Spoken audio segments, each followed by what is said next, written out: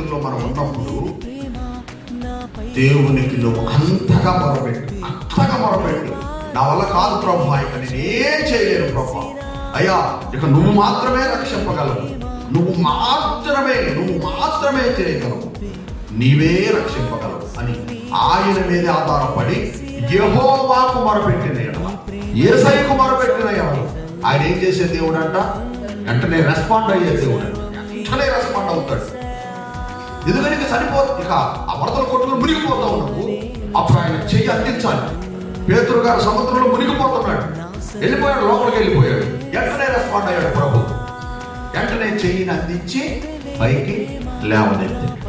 నువ్వు చనిపోయే స్థితి, లాస్ట్ స్థితి వచ్చింది, నా వల్ల కాదనుకున్నావు, ఏడుస్తున్నావు. ఇక నెక్స్ట్ ఏంటంటే, ఇక నా వల్ల కాదు కాబట్టి సూసైడ్ చేసుకుని చచ్చిపోదామని అక్కడికి ఆ స్టేజ్కి వెళ్ళిపోతారు. అప్పుడు దేవుడు వెంటనే ఆ బాహువ హస్తం, మహిమా హస్తము చాపి వాళ్ళను ఆదుకొనును. దేవునికి మహిమ కలుగును గాక. హల్లెలూయా. నాకు నీవు మొరపెట్టిన ఎడల నీకు నేను ఉత్తరం ఇచ్చేదను.